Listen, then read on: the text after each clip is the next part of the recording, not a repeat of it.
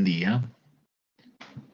Llegamos hoy al último domingo del año litúrgico con la celebración de la fiesta de Cristo Rey, que como fiesta eclesial es necesario advertir que fue instituida en época relativamente reciente, en el 1925, por el Papa Pío XI para celebrar eh, los 1600 años del Concilio de Nicea. Hago esta precisión para indicar entonces que al celebrar la fiesta de Cristo Rey es necesario tener cuidado con esta categoría aplicada al Señor Jesús, que si bien es legítima, no deja de ser problemática y correr el riesgo de caer en las comprensiones ambiguas de las realezas y monarquías humanas, cuyos ejercicios de gobierno en nada se parecen a la manera de actuar compasiva, servicial y liberadora de Jesús, cosa que nos lo va a dejar bien claro el Evangelio de este domingo. Meditamos hoy el Evangelio de Mateo 25, 31 al 46, llamado por algunos la parábola del juicio escatológico, pero cuya mejor denominación podría ser la escenificación del juicio final, pues de hecho en ningún momento se hace una introducción en la que se diga que Jesús está contando una parábola. El texto se ubica en el final de la cuarta y penúltima parte del Evangelio de Mateo y está compuesto por 4 partes así. La primera, que podemos llamar encuadre escatológico, los versos 31 al 33. La segunda parte, los versos 34 al 40, donde se hace el juicio salvador a los justos. La tercera parte, el rechazo y el juicio condenatorio a los llamados malditos por su comportamiento indiferente ante los necesitados, versos 41 al 45. Y la cuarta y última parte, el verso 46, donde se da el veredicto que es castigo perpetuo a los malditos y vida eterna a los justos. En este texto se muestra un desarrollo lógico y secuencial de las 4 partes. Se empieza con la apertura del juicio en una especie de puesta en escena donde aparecen el juez y los juzgados. Luego siguen la segunda y la tercera parte en las que se presenta el juicio a los 2 grupos convocados y previamente separados, siguiendo los 3 momentos del juicio: elevación de cargos, reacción del grupo y enunciación del criterio del juicio. Y se termina la narración con el veredicto, salvífico para los justos y condenatorio para los malditos. Al hacer de entrada una mirada panorámica y general del texto, se observa que este ha sido construido en forma de oposiciones entre ovejas y cabras, derecha e izquierda, servicio solidario y actitud indiferente, premio y castigo. Estilo de contraste que pretende captar la atención del auditorio y generar un efecto decisorio en términos de mover a los lectores a asumir una opción. Obviamente, la del servicio solidario a los necesitados, señalados en las 6 categorías: hambrientos, sedientos, emigrantes, desnudos, enfermos y encarcelados. En su primera parte, el relato inicia con lo que hemos llamado encuadre escatológico, referido al juicio final, donde se recogen algunos motivos típicos del Antiguo Testamento: Hijo del Hombre, gloria, ángeles, trono de gloria, reunión de todas las naciones, separación de cabras y ovejas, colocación de las cabras a la derecha, perdón, de las ovejas a la derecha y de las cabras a la izquierda. En primer lugar, hay que decir que la idea de juicio que había en Israel se movía en 2 direcciones: una cerrada, que tendía a condenar a las naciones, y otra abierta, que les ofrecía salvación. Es en esta perspectiva que se sitúa nuestro texto. que siguiendo a Daniel señala una especie de Dios anciano de blancas vestiduras, que para dictar justicia no tiene que matar, no acude a la violencia, sino que se sienta sobre el trono, abre los documentos de la historia y juzga. Este juez no emplea las armas, sino que revisa los libros de las acciones de los hombres con la balanza que pesa las conductas. Aquí se trata de un juicio por el que aquellos que no ayudan a los otros pueden condenarse y se condenan a sí mismos. Siguen los contrastes entre reunir a los pueblos y separar. Esta palabra aquí adquiere un sentido judicial como en Ezequiel 34, cuando Dios entabla un juicio contra los malos pastores. Ovejas y cabras. Si bien se usan varias explicaciones, nos movemos en el plano simbólico que privilegia el uso de la referencia a las ovejas en el Nuevo Testamento y que no significa ningún prejuicio contra las cabras.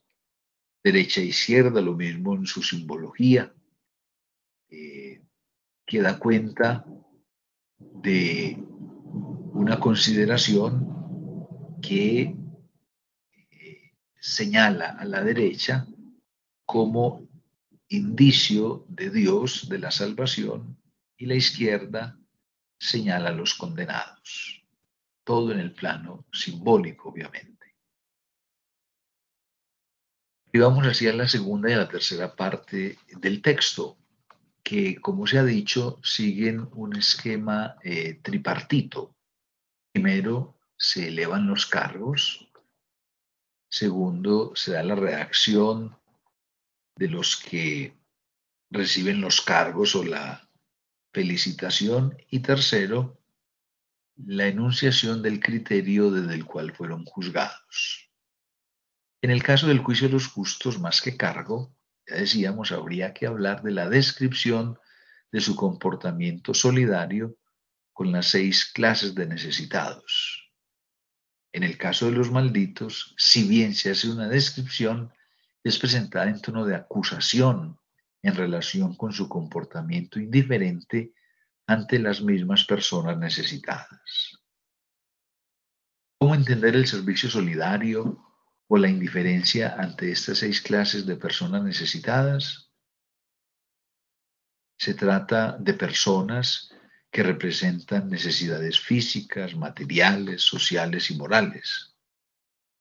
Hambrientos, sedientos, emigrantes, desnudos, enfermos y encarcelados, ante quienes, según el relato, la única opción válida y aconsejada por Jesús es el servicio y la solidaridad. El juicio, escenificado como momento clave del destino final de las personas, se decide desde la perspectiva o la cercanía solidaria, compasiva y servicial frente a ellos. Es decir, que en la perspectiva de Jesús la salvación se recibe no en razón de prácticas religiosas, rituales o pietistas, sino a partir del compromiso con los que sufren. Nuevamente se evidencia la coherencia del maestro del servicio que bien decía a sus discípulos: el Hijo del Hombre no ha venido a ser servido, sino a servir y a dar la vida por los otros. De ahí que se plantee la verdadera diaconía como camino salvador. No deja de ser escandaloso en este episodio la radical autoidentificación que hace el Rey Juez Jesús con estos necesitados. Les aseguro que lo que hayan hecho o no a uno de estos mis hermanos más pequeños, a mí me lo hicieron. Así pues, el pobre, el necesitado, el que sufre, es el sacramento de Cristo con quien hay que comulgar en el sentido de comprometerse con su causa y ponerse a su servicio. Y a quienes así lo hicieren se les hace la promesa del reino preparado por el Padre desde la creación del mundo. Porque la única predestinación que existe en Dios es para la salvación, para el reino. Obviamente, respetando la libertad del ser humano, que puede elegir lo contrario y destruirse a sí mismo. Este reino prometido empieza a realizarse en este mundo. Se identifica con la culminación de la historia. Es decir, que no se puede hablar de una oposición estricta entre reino intramundano y ultramundano, sino de una culminación y cumplimiento pleno del reino. En el ya, pero en el todavía no. En la historia con una dimensión trascendente. Por su parte, el juicio veredicto contra los malditos que estaban a la izquierda arranca diciendo: apártense de mí, malditos, y vayan al fuego eterno. En esta sentencia se retoma el sentido negativo del fuego en términos destructores, pero es necesario advertir que no obstante Jesús haya anunciado seriamente el juicio, no pretendió mostrar a Dios como principio o portador de un fuego destructor de los malvados en la historia, sino al contrario como el que quiere y viene a salvar y no a destruir.